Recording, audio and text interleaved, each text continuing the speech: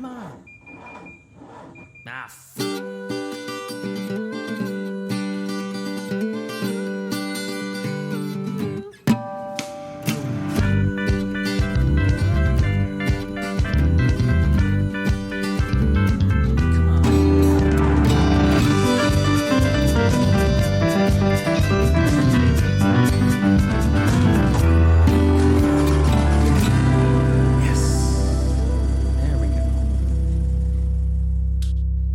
Hey everyone, welcome back to the Check Engine Podcast. It's the only podcast produced by three two-time winners of IMSA's Spirit of the Race Award.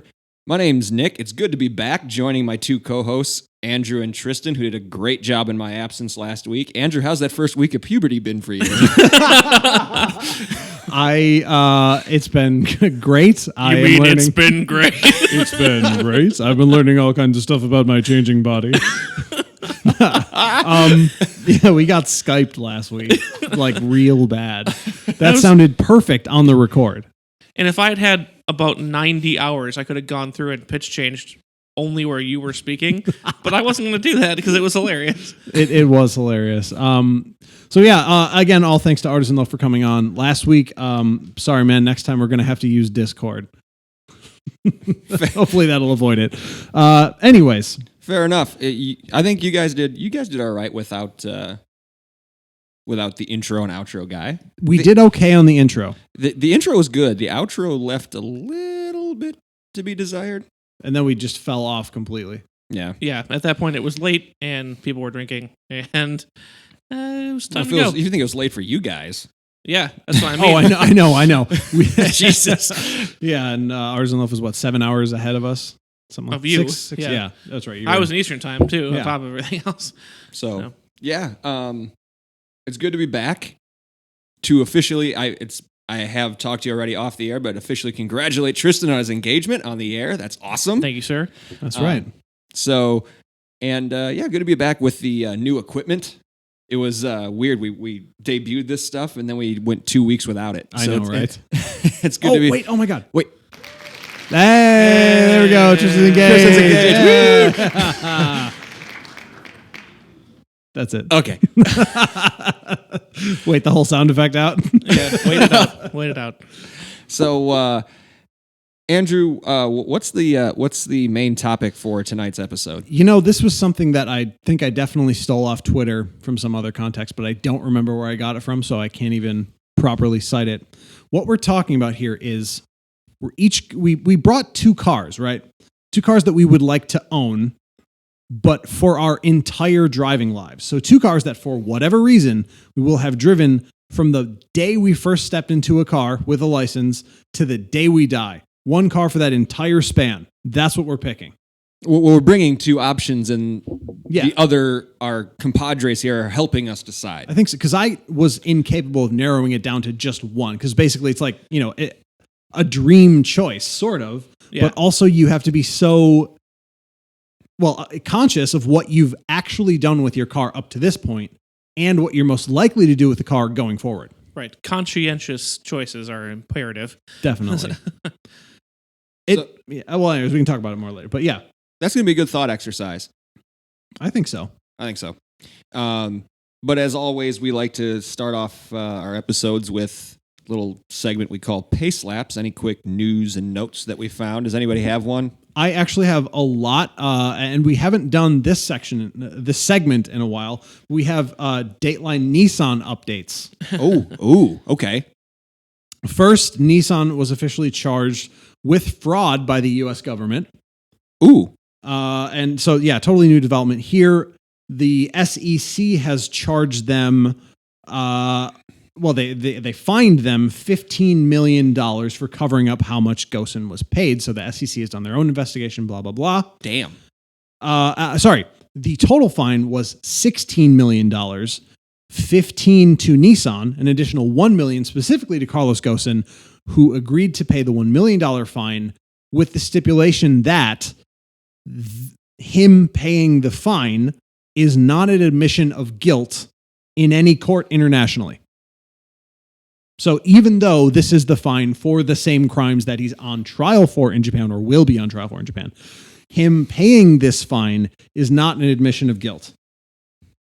If Sure. that makes sense. It doesn't, but whatever. Yeah, Go that's on. always like they do that all the time though. Like even companies do that. It's like, well, we're gonna settle, but then legally, what that means is that we're still not admitting guilt. We just want this whole thing to shut up and go away. Which means they're guilty, but there's nothing like a guilty plea is never lodged anywhere. Right. Well, Exactly. there is a statement from his legal team, from Goson's defense team here. Quote, "We are pleased to have resolved this matter in the U.S. with no findings or admission of wrongdoing." So we got our money. We don't give a shit anymore. And so this is from Goson's defense team. And we will vigorously fight the criminal case in Japan and pursue his claims against Nissan around the world because remember, he's countersuing them in the Netherlands. Yeah. And maybe some other places. And gosh, they actually, so because of this SEC ruling, they now have more information on allegedly, although he's paying a fine. Again, no admission of wrongdoing. See how recursive and weird this is? Yes. Anyways. This is going to, yeah. So anyways, the SEC has found conclusive proof, enough to fine both the company and him, that every year since 2011, a senior employee, I got all this from Automotive News, by the way, just so I'm not, wholeheartedly ripping off their actual journalism. Every year from 2011, someone would prepare a document summarizing Goson's total fixed compensation and his paid compensation, and they would present it only to him with separate columns for what was being disclosed and what was not being disclosed. That sounds like fraud to me. Here is exactly That how we're screams of lying. fraud. And that's the SEC's report. They said, okay, this is what happened. Enough to fine Nissan. And Nissan's like, yeah, definitely. That definitely happened. And Goson's like, okay, I'll pay. But that didn't happen. Or wait, is he saying it happened, but it's not wrong? No, He's not saying guilty. He's saying it happened, but it can't show up any legal record that it happened. No admission of wrongdoing. Gotcha. That's confusing. It can't be held against him in anything else. or Hashtag whatever else. lawyered. Yeah. Weird. Yeah, things really. happening. That's basically all it is. So those are some huge updates. He's still awaiting the actual trial in Japan. And I mean, aside from that, And finish your sentence.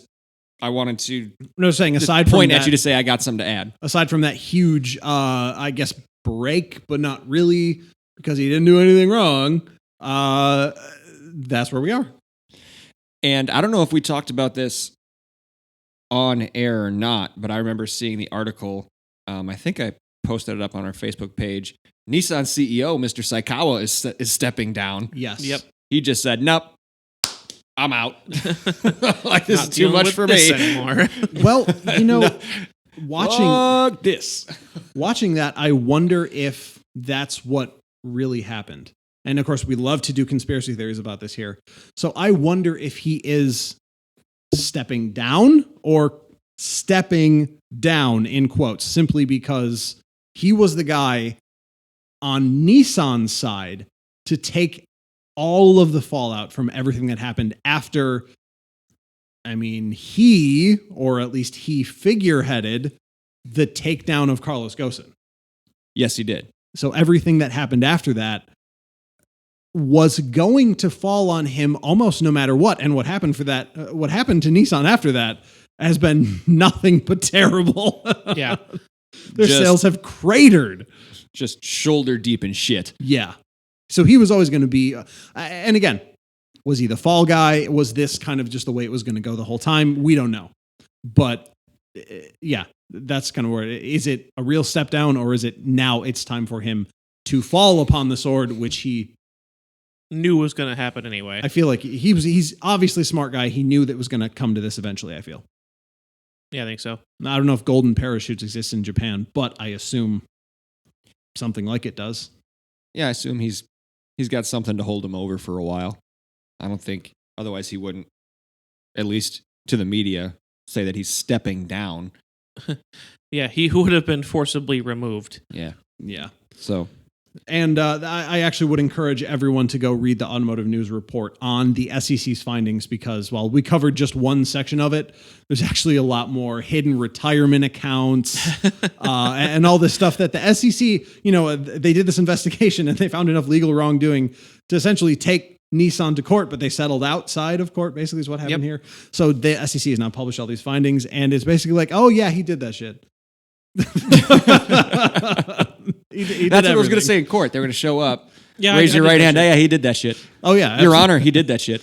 and yet they can't get Elon nailed down for anything. Anything. Nothing. Come on, Too slippery. I guess whatever. Sounds sad and disappointed.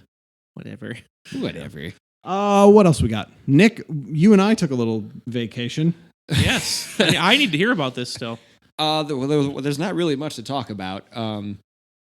What we did settle on, though, is that the idea of the SRO and their World Challenge America is a fantastic idea, and we actually can't wait for them to come back again next year. I'm completely sold on the whole series.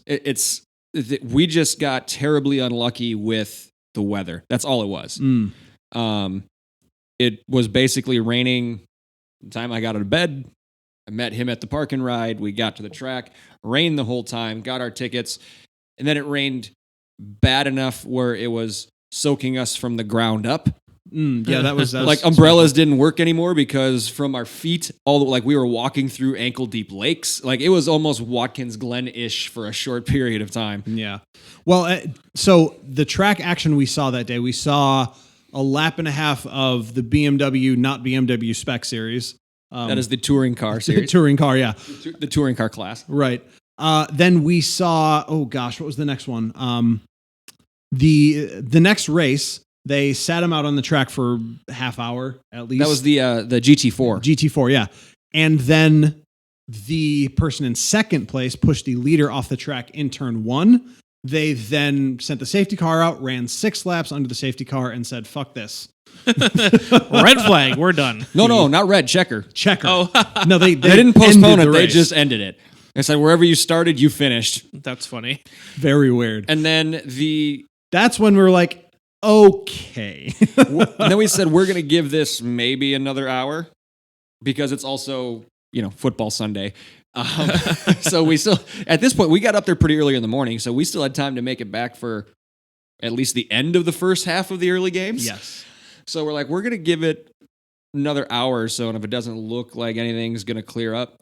And then they rolled the TCR cars out onto the grid and then just kept them there. Yep. Like they didn't move. With the umbrella people holding just over the track. But Then we got lunch. yeah, I had mini tacos. Had a little barbecue sandwich. So that was the thing. Like, okay, we'll do this, we'll do this, we'll do that. We'll walk through the whole paddock. We walked through the whole paddock. We did see the new Saleen S1. Ooh, we did. And that is That is sexy. nice. That is a really sexy car. And the Saleen Cup cars were there, so there's a bunch of the same car, and it's a true arrive and drive. So, Saleen owns them all, and they painted them all, and they used all retro F1 liveries.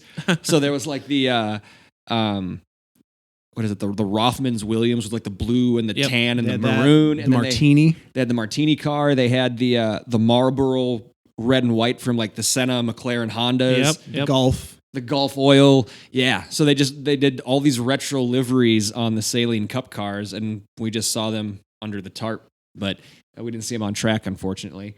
But yeah, the road car example that they had there was just, I'll post pictures. It gorgeous. Totally awesome. I mean, yeah, every car there was a street car, and that's what I'm all about. Honestly, I cannot wait to go next year. We didn't really get a chance to see, had we stayed, we probably would have seen some on-track action. There was at least one very exciting end of a race to the checkered, but, didn't want to get that wet. When it comes down to it, I didn't want to get that wet. Mostly just a car show. Yeah. It was, but we walked the entire paddock. It's typical Road America. You can just get anywhere.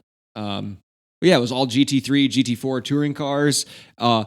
So little people there. Oh, there was. We were. You mean so few people? Yes. Just imagine a little tiny people walking. No, there were maybe. I mean, well, we drove in and parked in the where normally there's car paddocks for IMSA in the infield. Yeah, down the hill. And there were maybe 30 other cars in there. I mean, There was no one checking going under the bridge there. Not even. From the main Not gate. even. Like we just turned in and drove in. We parked basically as close as you can get to where that like footbridge comes over Yeah. the front stretch up the hill. Nice. yeah, the Henry Rifles Bridge. Yeah. Just there's no one there. I was loving it. I think next year that we should all go, and it's going to be totally awesome. I'm down for that. Yeah. I actually look forward to seeing them again. And you can watch them online. They don't have like a live TV coverage deal, so they're kind of a secret. Shh. But like SRO-America.com, and then on their race weekends, their next one is in Vegas at the end of October, and you can watch them live on there through like their YouTube stream. So, Nice. if you folks want to check them out, it's SRO-America.com. I had one last thing real quick before we hop into our main topic. You guys remember the Supra? I do. The new Supra? Barely. How can you ever forget the Supra? The one that Toyota made to, their new... made. Toyota partnered with BMW because they wanted to like phase out the 86 and bring back the classic nameplate for their rear drive sports car. Indeed. Well, guess what? They announced that they renewed their partnership with Subaru to keep making the 86. I was literally going to talk about this story next, but here's what's so interesting about it, Tristan. You are a WRX devotee. I mean, I have one. That's what I said. Anyways, when I don't know if I talked about this in the podcast. I did a shakedown ride along with one of the mechanics at our local Hyundai dealership in a Veloster N. And he was an STI owner and all about the car. So we were talking about the next gen WRX.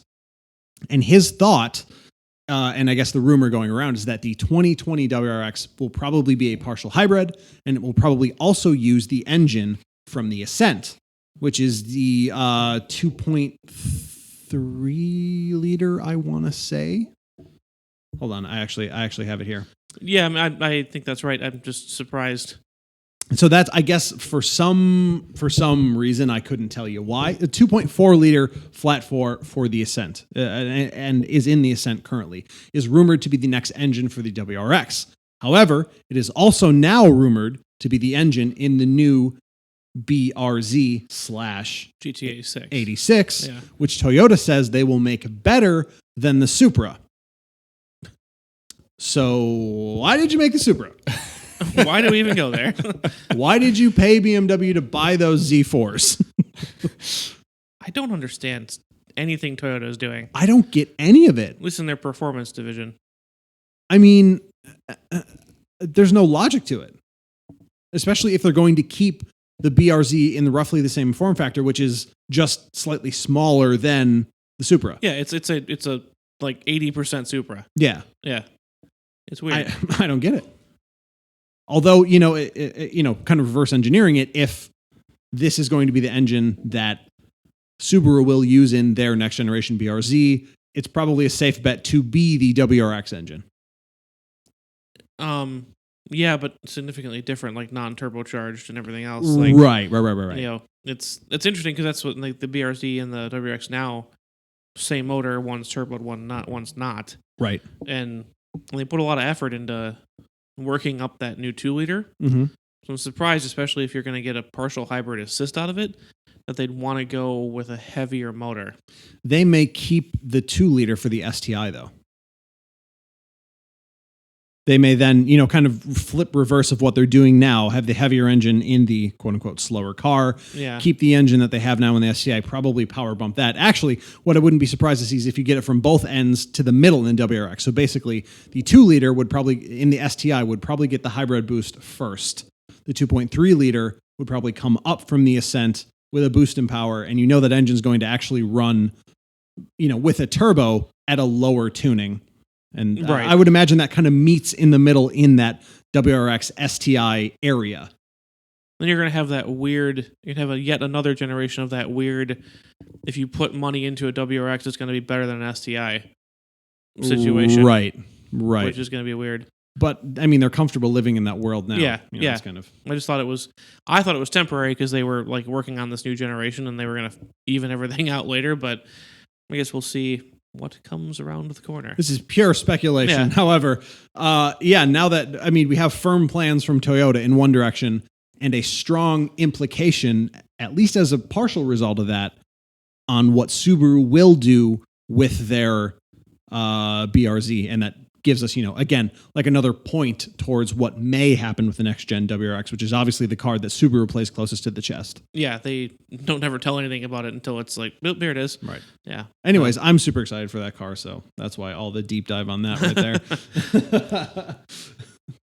I love mine, so. Yeah.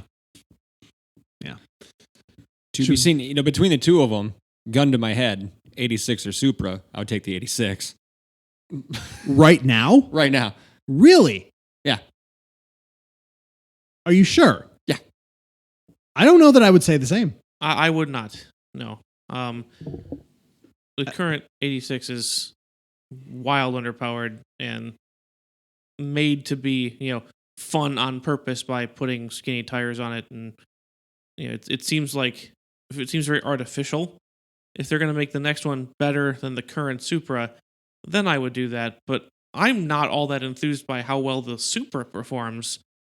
So buying an 86 it's a non-starter for me. I'll be honest. I read one performance number, like one performance test of the Supra, have totally forgotten everything I read about it and never read anything more. Like, I don't even remember, but I totally agree with the artificial feel of the 86. And the interior is the worst I've ever experienced. And there is that. And it On top of that. yeah, I only drove one for a very short test drive, and I thought it was horrible. I was like, why? What is desirable about this? Yeah, I don't know. Anyways, apparently we're the only two people in the whole world that think that.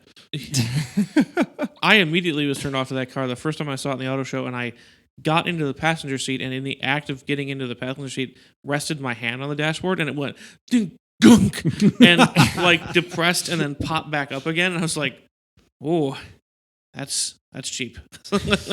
Yeah. So Anyway, TBD Toyota. Yeah, let's see it. Let's see some new cars. 2020, I think, is about to be a pretty awesome year for cars. Banner car year. Or at least, 2020 model year, as we have to say, I guess. So we should probably keep this podcast going to keep up with it then, huh? We'll see. Okay. Wow. Encourage all of our listeners that we're not going to be around that long. Oh, man. All right. Anybody else, or do we want to just dive into this? That's all the important stuff I have. All right. Sounds good. So this episode, we were asked to pick 2 finalists for a car that we would have for the rest of our driving lives. Like the only one we can have. We can't get another one. What one would you take? We're going to bring 2. Our co-hosts are going to help. We're all going to help one another kind of narrow it down to one. I think this is kind of interesting because I feel like there's 2 distinct angles you can take here. You can approach it from, the more practical side where it's, how would I know if I want to use it for the rest of my life if I haven't driven it already? So it might be something you've already owned. I'm expecting maybe some of that. And on the flip side, it's something that could be completely just aspirational. Like I've never seen it before, but I know I love it. Maybe it's completely impractical, but it just might be something out there that is just an awesome vehicle. And you also have to consider everything you've done with the car up to this point. Right, right. You each of us has had at least 2 cars. So, some of them, like my first car, would never be an option. And also, it's just really interesting. I ended up looking at basically all the same types of car, but I did do my very best to kind of expand my palette, trying to talk myself into things like a Tesla Model X. Really? Yeah. Did it make your list? Why don't you go first? It didn't actually make my list, but that was one of my considerations. I just tried to explore stuff kind of outside the norm, or outside of, hot hatches, because obviously Right. that's That's what I like. That's where you live. And it also fits everything that I've done in my life. So, my first car was just that tiny little Saturn. Yeah. And that was hilarious, but not ultimately practical. But just with the Elantra GT, my second car, at the very least, that moved me and all my shit no less than 500 miles a few times. So Sure. that some space is essentially a requirement for whatever car I would want for my entire life. Right. So I Same. obviously looked at every wagon under the sun. I considered, let's see, that Passat wagon, which I like that you had, Tristan. That was good. Like the new Jag Sport Brake, all that stuff.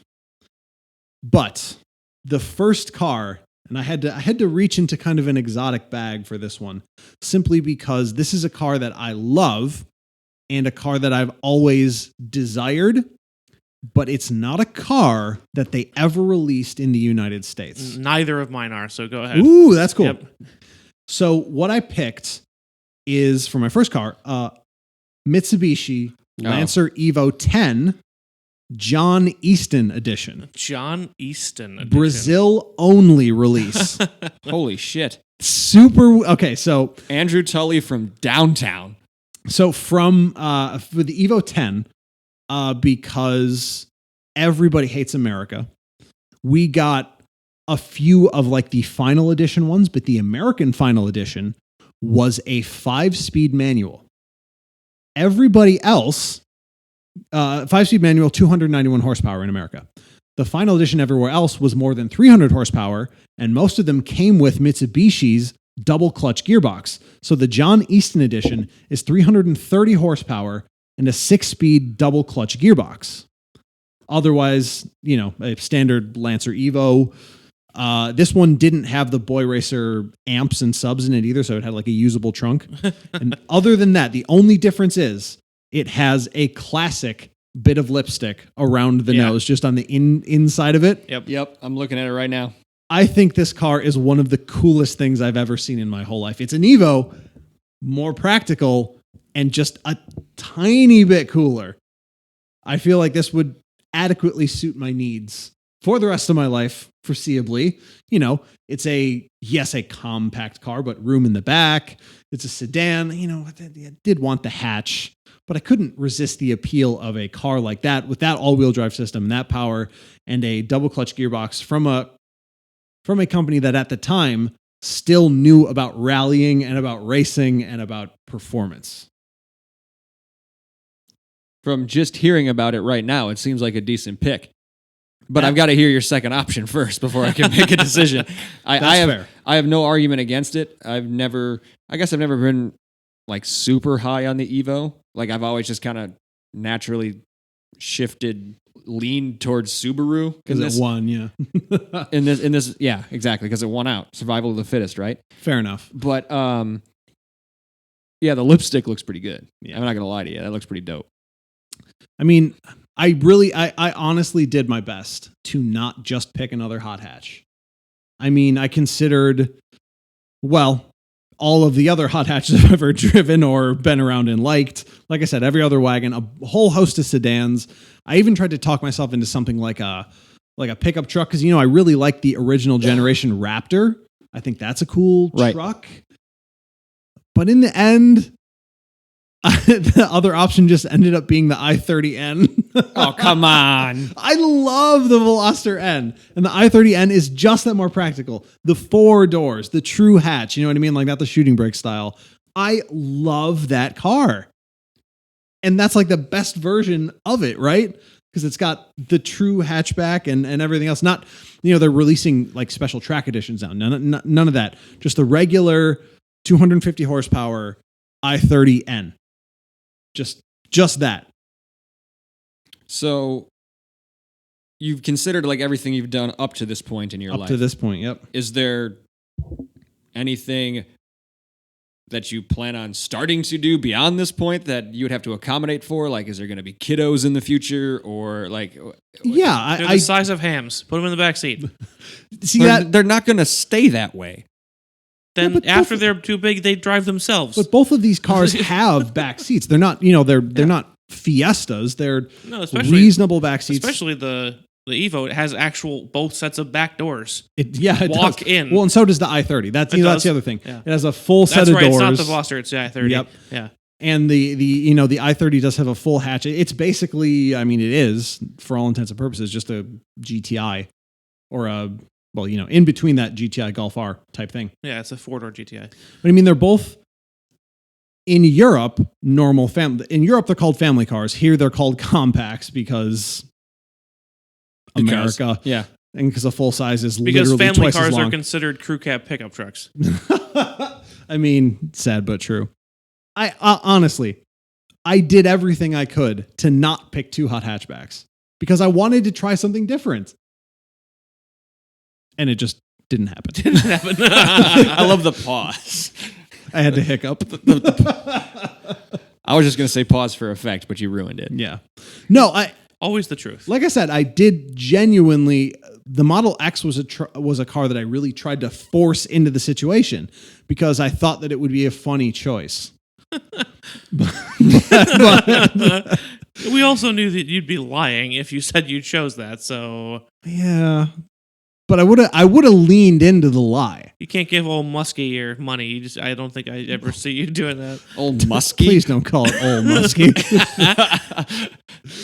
No, What do you want me to do? I would have fully Uncle leaned into the Elon. lie. Old Uncle Elon. Old Uncle Elon's better. If you think about it, even if we put to the side the time paradox that would be caused by me taking a Tesla 15 years into the past, even if we just put that to the side, I don't think it's a very good car. So, and I don't think you're wrong. we ended up, I think, where everyone knew it was probably going to end up. For you, yeah. Evo N. They're a dead heat for me. Really? You're not Yes. you're not leaning one way? No. I'm having equal amounts of trouble because I have one particular insight that I don't know if you considered or not, but something you've complained to me about that? your commute. Yes. i30N in the winter Mm-hmm. versus Evo 10 in the winter I know. for that commute. But Yep. then on the flip side, hot hatch, so you can stick things in it. It's way more practical if you can Exactly. get it to where you're going. And So- again, I only have the warnings of the people I work with that they just don't do snow removal. Yeah, Where I Milwaukee. work. Any of Milwaukee, they just don't. So Yeah.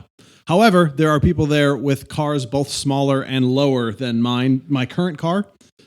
But I will say, as much as I push that off and pretend like it doesn't matter, that Evo Mitsubishi has a deeply impressive all-wheel drive system. yes, And it was, even at the time, it came, just base with the snow, sand, the variable traction the variable traction. And honestly, that Outlander that we rented, yeah. even the basic Outlander had that same knob. Yep, and it is that exact system actually. That Yep. I don't know if I assume it came from quote unquote the Evo, right? Yeah, Whatever it is, I think is it SAWC, Super All-Wheel Control. That's what it is. The all-wheel control. You Yep. gotta have the control, bro. Gotta have a control, bro. Oh, so this would be a 2016 model if anyone cares. So Got it. I'd have to put in the old-fashioned in-deck with Apple CarPlay because what am I, an idiot? What am I, some kind of moron? But otherwise, I love that car, and I definitely am leaning towards it simply because I feel like I want that more. That's what I was asking before. You got to be leaning towards one. But at the same time, the N, the Veloster N, which is the only one that I've been in, is a fabulous, fabulous car. That thing is amazing. And that little extra bit of usability from a true hatchback and 4 actual doors, that's a really nice car. That's awesome. Yeah, it does. That's a serious contender because of that. Mm-hmm. And it comes with all the, the most modern niceties.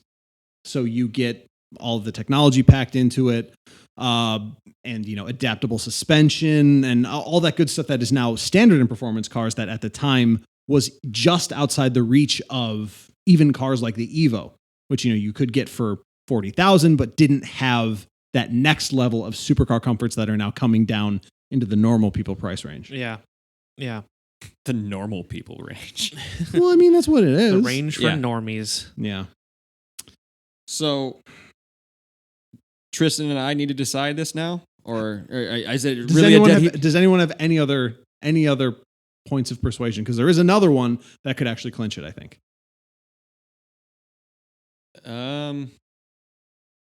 Not a persuasion. You have one more to talk about? I do.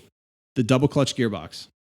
As much as I like shifting my own gears, I would actually be fine with a nice double clutch gearbox. And that Mitsubishi, who at the time knew about that type of shit and just forgot how to do it, I think the Evo takes it. Yeah, I think between because as much as I can say, okay, I want a WRX for 10 years, or whatever, and then by the time I'm 40 and my knees give out, I can just get a non-manual car. If I'm stuck with something for my entire life, and there's a double clutch available, that would mean a lot for me. And the all-wheel drive, I think you give up a little bit of practicality in capacity, but actually gain in another form practicality in the form of that gearbox, because you can also do it if you've broken your left foot or have a knee replaced. Yeah, you can drive it your entire life. Yep.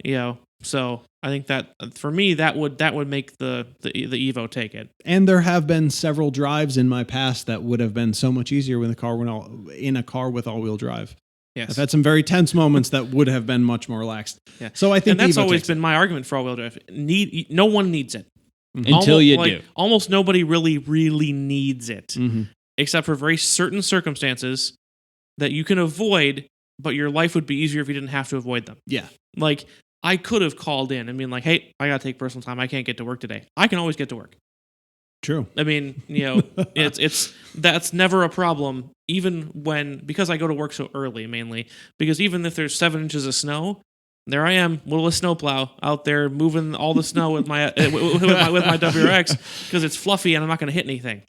I'm happy to push snow out of the way of my front bumper if it's not ice. Right. And so I got to work every day this winter when they're like, oh well, don't come into work if you don't have to. But it's like, I have no reason not to go to work.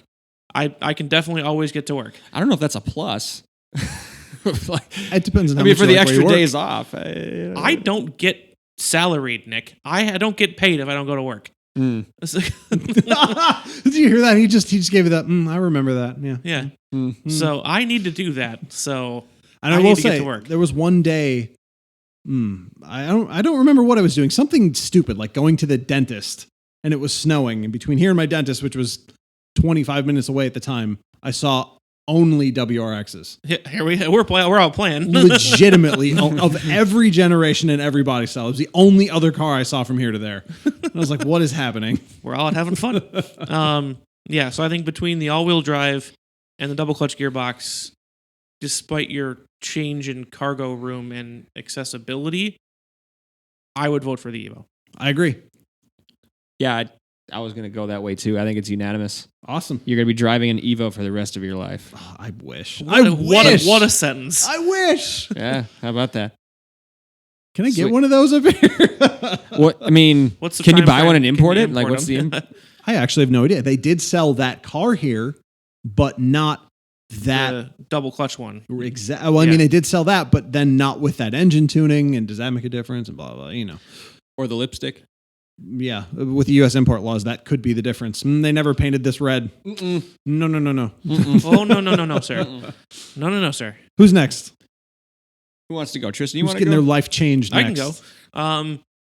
I did not, from the very beginning, I didn't try to go too far out of my comfort zone. Not surprising. Because I knew this would be something that I would have to live with for the rest of my life. And I based it around the idea of something like my Outback, but not the actual Outback itself. See, that's the thing. You have done already up to this point a lot of stuff that requires more than hatchback room. Right. Yes. So I went for wagon or larger, Yep. and that was kind of my baseline was I really liked my Outback, but there are things that I wanted to tweak with it. And basically the choice that you guys are hopefully going to help me make is which direction do I go? Okay. So Gotcha. There's not a power wagon in here, is there? there's not. that'd have been cool. That would have been the choice. So Say no more. Power wagon. The first one is an only available in Japan option. Ooh. Okay. At least I know what this is. yeah, it's going to be the Subaru Levorg. There we go.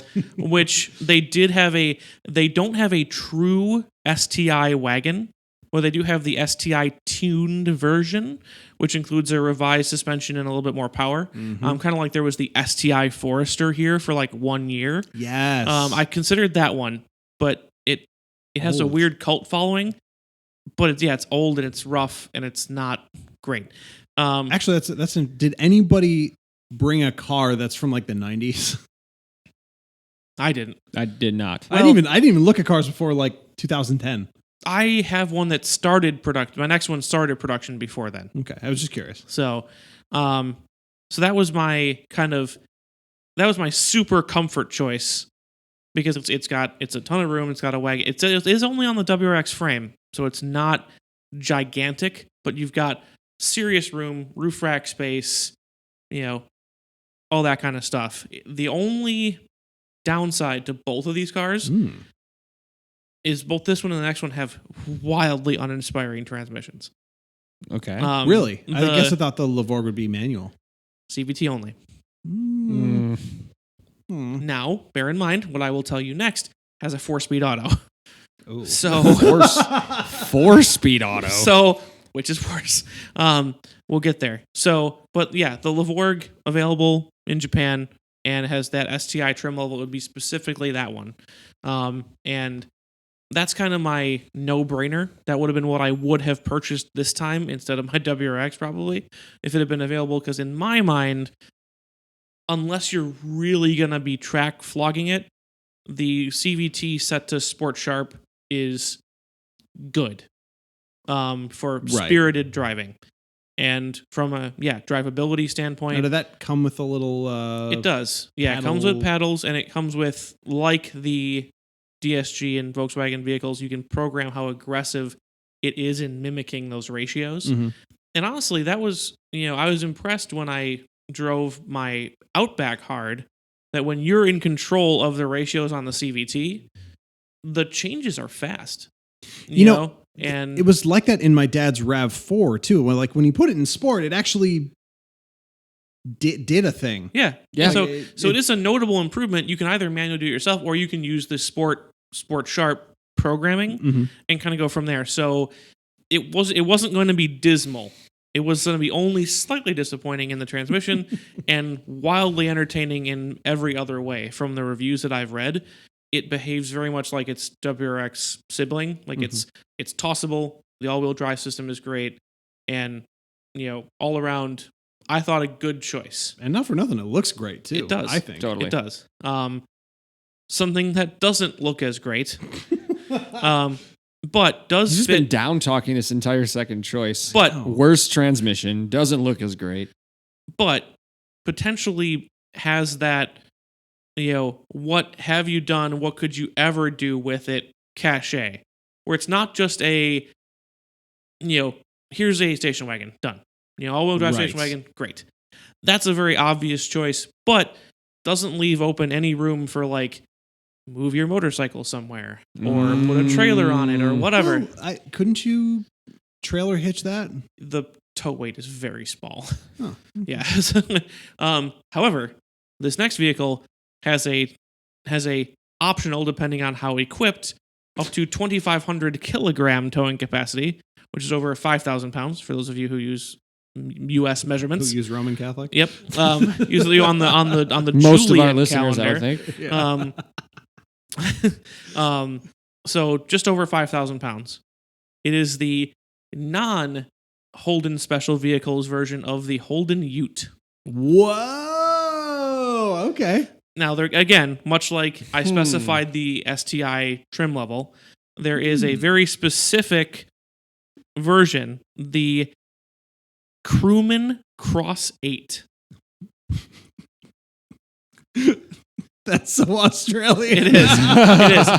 It is the crew cab version, so it has 4 doors. Okay. Wow. It's actually on a slightly longer wheelbase than the regular Ute. So it's got I the just went full Owen Wilson right there. wow, Oh yeah. wow. It's got the 4 doors and the more or less full size bed. It's not quite as long as the 2-door Yeah, it would be, version's bed. What bed would that be? Truck guy Nick. Say it again. The not It's not like a full 8 size. foot. Yeah, it's like 6 foot. 6 Yeah, or 6 foot. 7 bed. So it's overall longer. The bed is only a little shorter, but then in regards to passengers, you get actually 2 full sets of doors, and you can seat 4 people in it. Does that have a 4-wheel drive system? It does all-wheel drive and a V8. All right, that's it. That's my vote. So that's like I said. So I was kind of playing the game of, despite all of its drawbacks, it has all-wheel drive. It has an optional kit that you can get from Holden that raises it like a half an inch for more, because this was like this was the actual utility version. Like since then it's gone up market Sure. and has fancy leather seats and doesn't tow very much, but still looks But those like are kind of a like car height. Normally, Yeah, aren't they? exactly. Yeah, they're like an El so- Camino. yeah, so they're not very tall, but oil field men and ranchers would have these, Mhm. believe it or not. So that was kind of what I was going for. It's got the V8, pretty big towing. That's that based on the engine. That's where your towing capacity variations come from. Yeah. And 4 doors, all the seats you could want, and a place to actually haul stuff around, and a solid towing capacity. I think that's the definite choice. I think it's an obvious choice. Yeah. Because I was like, I went with the obvious option, and I was like, but I bet there's something out there that would fit me better. Oh man, I never thought about that. And there are all sorts of other options if we all wanted one. Like, I mean, like you I could kinda get do. like it's like okay, you're not gonna be towing stuff like me. You could get the SSV, which is mad fast. It was the first one they built once they got the LS in Australia. So it's like, here you go like a bat out of hell while carrying 800 pounds of bananas or whatever. I don't know. Do they have bananas in Australia? Probably. Scorpions? Kangaroos. 800 pounds of scorpions? 800 pounds of dingoes. So there's that. There is the the luxury version. There's a sport version. There's the utility version, like I wanted, and there's various engine choices and driveline choices, and there's like one of them. Wait, is that the Australians' version of just a work truck? Are you going to spend the rest of your life in essentially a work truck? Yes, but also Like no. a fleet truck, work truck? And I don't know that they're fleet vehicles. No. They have I'm imagining it with like a Napa hat. much like people. like I know what like he's the talking about, which Colorados. makes me laugh. But no, much like people really take pride in their like pickup trucks here and modify the absolute bejesus out of them. It's the same there, but with this weird cross pollination of like muscle car culture because it's on a car frame. So it's like you'll get some of them that are like slammed and have a giant supercharger put on them, and some of them that are lifted 3 inches and have a snorkel, and it's the same car. So it's this kind of weird range of enthusiasts, but it's definitely a personal car. Well, how would you modify it, if at all? Option 2. Option 2. Actually, Lift both. in the Snorkel. I would slam it and put a snorkel on it. I was going to say, lift Just a and put longer supercharger in stagnant. it. Yeah, lift it with a supercharger and a snorkel. I mean, I mean, no one could blame you. it's Yeah. possible. I think you'd look cool in that. I think I'd rock it. I And definitely it think I fits your would. personality. Exactly. Yeah. I wish they made them here. Well, okay, let's see what 2 cars Nick picks, but I mean, there's a strong chance that none of us pick a car that was available in America at any point. It's a pretty good chance. Because All right, let's go. Let's Because go. I didn't. Because I've got one that was available in America. Oh, One of the 2. so 5 out of 6. There's 5 out of 6. So as I mentioned before, I guess I was the only one who really looked at it from 2 different angles and like practical, like what do I know? versus. Well, I guess you did too with the That was- Subaru. yeah, it was the and you did Lavore too. versus Yeah, the I guess you M, did. Never mind. maybe, yeah. That was a poor choice. Sorry. But I did. I looked at what do I already know? Like, what am I comfortable with? And then I just did what would be something that would just be totally badass. So, the one that I already know, you guys already know it. I mean, it's got to. I would have to go back to the old Trail McBlazer. Blazer. I knew it was coming. Oh wow! I would have to do it. For an SUV, it was small enough that it wasn't a sports car, but it handled like a car. It didn't have a turn radius that was 4 states. You could park it. You could park it. You could. It towed what I needed to tow, which is either a lightweight boat or a go-kart trailer. You can throw a bunch of shit in the back. Like Andrew, it moved me a couple of times, hundreds and hundreds of miles. Your moves were much farther than mine. So, and it just that car or that SUV just fit me like a glove. And if I'm looking at something like I was going to drive for the rest of my life, that would just be an easy fit. Wow, easy fit. So then I thought, what's something more aspirational? Sure. But at the same time, I'm thinking of what I've done or what I may need to do. I'm going to be sacrificing one thing with this pick, but I think I have workarounds.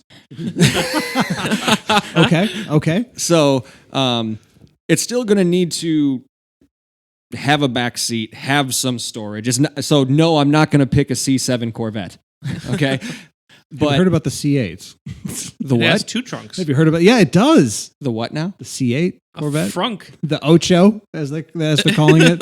No one's calling it. C8 the Ocho. You're calling it that. I am, and I am now.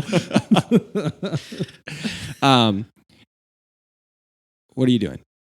You could get Are that on a you license counting plate. to 8? Ocho? No, the Ocho? The Ocho. You could get it on a license plate. Oh shit! Wisconsin DMV website stat. I'll put that on my Veloster just to have now. it. just as a placeholder. Yeah, that'd be a baller move.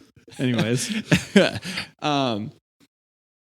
so I thought, yeah. Anyway, this is still got to have some cargo room. It's still got to have a back seat, but it's got to I wanted something that's going to be just awesome, just so badass of a car. So I went with the 3rd generation Audi RS6 Avant. I thought for a second he was going to say Ferrari FF. Excellent choice, my friend. I mean, the RS6 Avant, 597 horsepower in a wagon. Yeah. 190 potential top speed if you get it with the dynamic plus option. Like, I could still drop the kids off at school. I could move a lot of After a fresh set of pants. Yep. I just pack an extra set of pants in with their lunches. Yeah, exactly. It's fine. Still haul some stuff. Mm-hmm. The only thing that I might be giving up, I didn't look too far into it, is the towing option. Depends on your country, because if Yes. If you live in Britain, you can tow a moving van with it. If you live in the United States, you're not allowed to even put a hitch on it. Yep. That is the thing. I would bet that UK towing capacity is shocking. Simply because, people with base model or less than base model, like diesel Ford Fiestas there, tow pop-up campers. Yeah. Because they're not... You can. Yeah, they're not idiots about low-speed bumpers there. Yeah. So... I'll bet you could move a house. With that thing? Yeah, probably. That's so much torque. And it's quattro. Yeah, exactly. So it's all-wheel drive. So, yeah, the one thing I'm giving up, though, is the towing. So my workaround, if I ever have to tow, my dad's boat, would just be borrow somebody else's vehicle. Have you ever thought of You could pushing borrow it? my ute. I can borrow Kristen's ute Yes. to tow the boat. And if I ever want to go really fast, I'll borrow your car. There you go. Exactly. Or with my go-kart, it could be either borrow somebody's truck or borrow somebody's trailer. Like, hey, if you're going to the track, why don't you just take mine with you if you have enough room, and I'll meet you there, type of thing. Kind of. So I have workarounds. So those are my 2 picks. Do I give up the towing to go really, really fast in a wagon? And get some of the modern niceties that we're missing from the Trailblazer, like USB Oh yeah, I would be the 180-year-old still on CDs in the T McBee. Did it even have line in, like even just like a headphone jack? I believe it. Yeah, I think it did. How about this option, Nick? Oh boy. No, I gave you my two options. I know. I'm saying. I think he hates your options. No, bro. I'm saying. Not this option? What about this fact? Sorry, because it was talking about how well optioned it was. Sorry. Gotcha. The one thing. Wait, real quick. The one thing I failed to mention about the Trail McBlazer, if I would go with that one, it would be the SS version, not the LS that I had. My bad. That was me. Sorry, slamming Tristan. my mic. You were saying The RS6, when equipped with a trailer brake controller, can also tow about 4,000 pounds. In the United States of America? No, Yeah, in Australia. 4,000 pounds. All right. So what if I give you that information? The option is you have to move to Australia with me. Yes. Then we can be okay. No, it's okay. We are allowed to bend space and time to get these cars, as we already know. That's yeah, true. that was part of the That's thing. true. Like it can be from anywhere. There was Yeah. not a restriction. Yeah, not at all. But even if you have the same car here, sometimes they're not legally allowed to tow stuff. Very so true. So you very have to true. bend every law, including physics, time, and the United States of America. We're just having fun here. This is hypothetical. Right, but that's what I'm saying. So knowing that it is certified for that in some country, that would be my choice. Yeah, it would be for possible. You. Yeah. I mean, I think that has to be the choice. I don't know. I feel like, I feel like the Trailblazers so much less to offer other than the towing. You know what I mean? Yeah, I mean there's a fair dose of nostalgia, but I think when you look at It's overall, the comfortable choice. It's what I know. But I'm surprised you didn't pick the Colorado. If the qualification was just something you know. Let's be clear about something. I really, really like my Colorado. I got the Colorado because I couldn't get Trailblazers anymore. Right. he did. I was specifically looking look for one of those. another newer Trailblazer. That's right. Yeah, I gotta go with the wagon. I gotta go with the Audi for sure. How do you feel about that? Are you asking me or him? You, Nick. I mean, I brought it as one of my two options. I'd be good with either. So A sedan, a wagon, and a ute walk into a bar. You know, the only weird thing is that the Ute didn't go to. Well, I mean, maybe that is a more Tristan vehicle.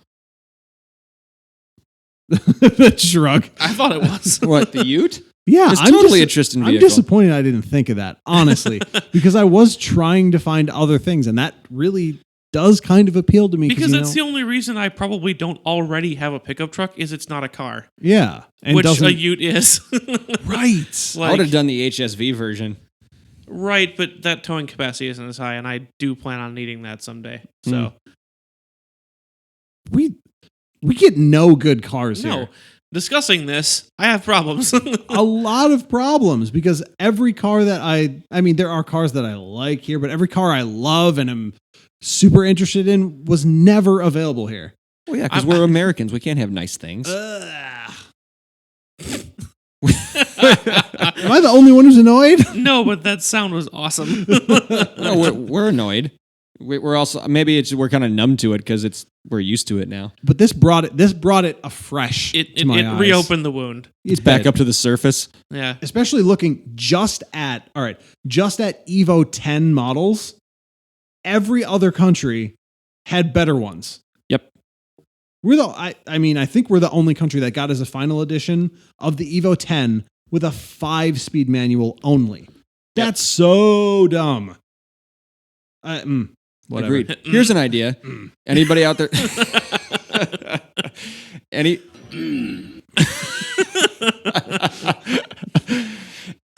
Anybody out there listening who has this kind of power? I'm not saying send them to America. Just send them to us. That's right. We'll take care of this shit. We'll review them for you. Ooh. What? Huh? You know? I think that's a great idea. And also, why doesn't GM make Utes here? Why It seems don't like a they do blindingly it? obvious choice.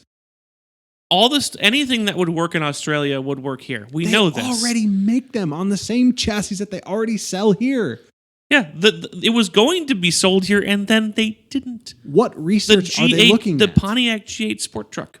How many people? Why not? Why did I not have that option? How many people in VW and all those? Okay, Ford has 97% of their employees trying to figure out how to make a small truck. That's the only thing they do with their time anymore because they're not making cars and they're not making money. So all they do is try to figure out how to make smaller trucks.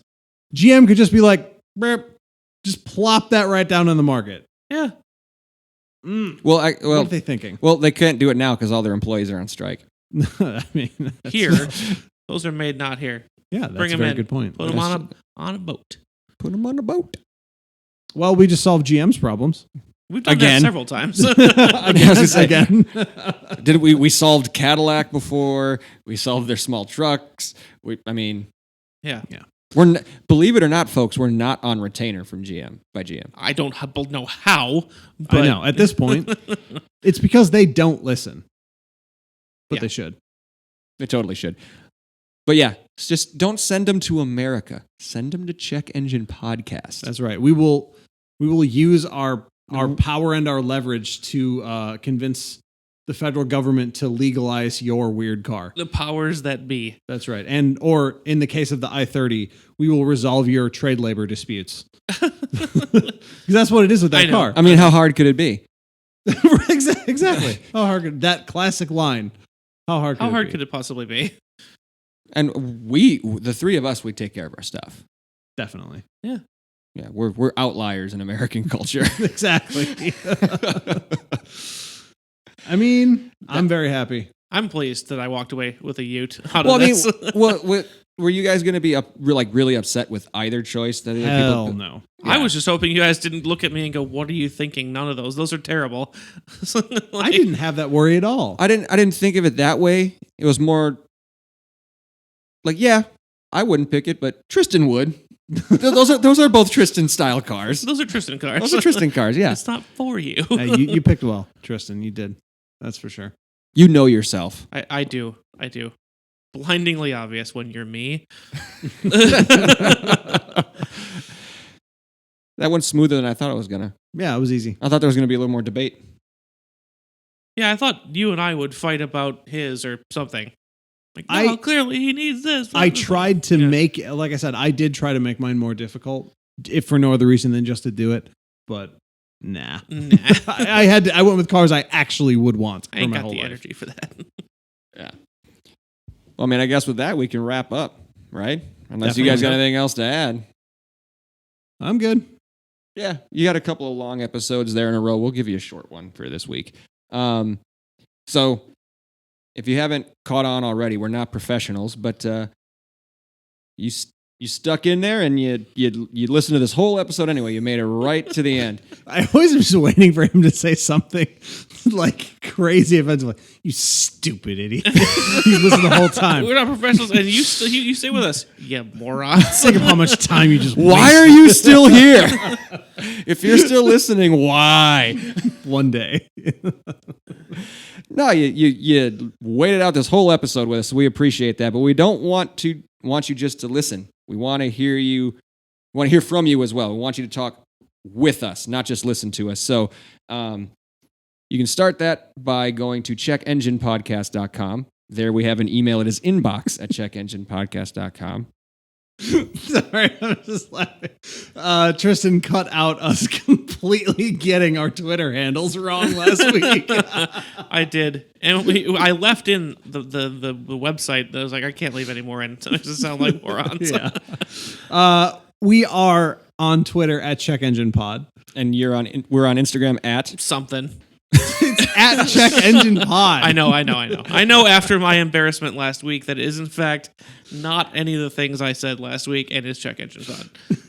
So inbox at checkenginepodcast.com, Twitter at checkenginepod, Instagram at checkenginepod. We're also on Facebook at Check Engine Podcast. So yeah, what do you like? What do you not like? What kind of episode ideas do you have? Let us know. Let's get this interaction going. Also, I'm going to throw this in because we've got time. We ran short today. We think it'd be really, really freaking cool to do an episode completely based on listener questions. And True. we have 2. Yes. Yeah, in order to do that, we need more listener questions. So many more. So find us on all of those outlets that we just mentioned, and car questions, personal questions, whatever it may be. Let us know. We want to will build. happily, very ignorantly recommend the best car for your child. Totally. Or whatever. Yeah. whatever your question may be, but we need questions to build an episode around. Or would you like a list of cars we don't recommend to confuse and anger your enemies? Yes, give them to them so that they don't succeed. Exactly. we will happily do this stuff for you. Yeah, whatever you want. We're here for you, listener. We're easy. Yeah, and we're also easy. So true. So, but we can't, this is a call. We can't do this without questions. So please send them in.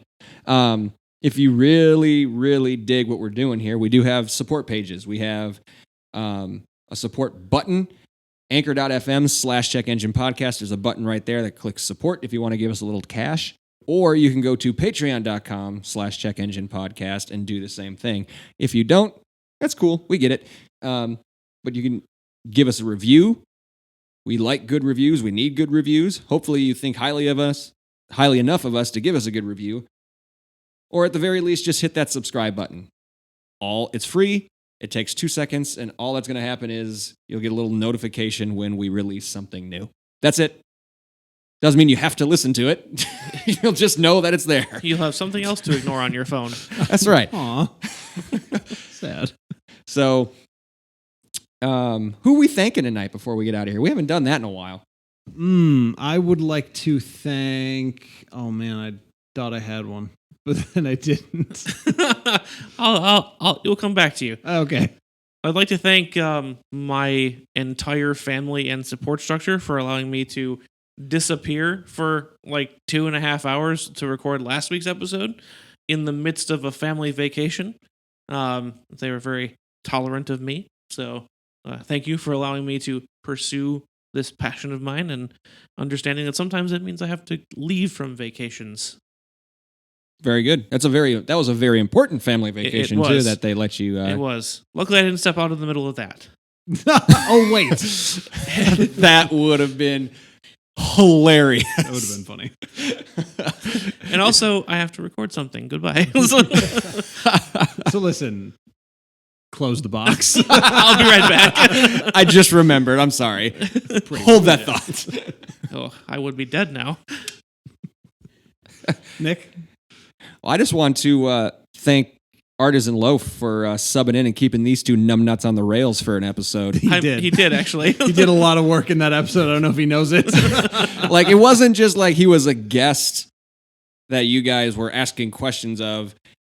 He came in like a host. Like, he came in with an episode idea and a structure, and he went through the entire episode just like he was me. True So, pros pro. He's a true pros pro. So thanks, Artisan Loaf, for helping us out for 1 week. And can't wait to have you back. Andrew? I just want to thank anyone from anywhere in the world who comes to this country and says, this is the food of my people. America, learn to love it. And then we do. Yeah. Tonight was a perfect example. Tonight was a perfect example. I now work in a place with heavy Hispanic culture, so lots of food comes into the office, lots of these new pastries I've never had before, Dude. and they're all amazing. The bakery is amazing. Oh, so good. It's all so good. So yeah, let's keep that going. Very well. And as always, we cannot thank you listeners enough for tuning in, because even if we suck, which is more often than not, you guys are always awesome. And because of that, we cannot wait to talk to you yet again very soon. So take care.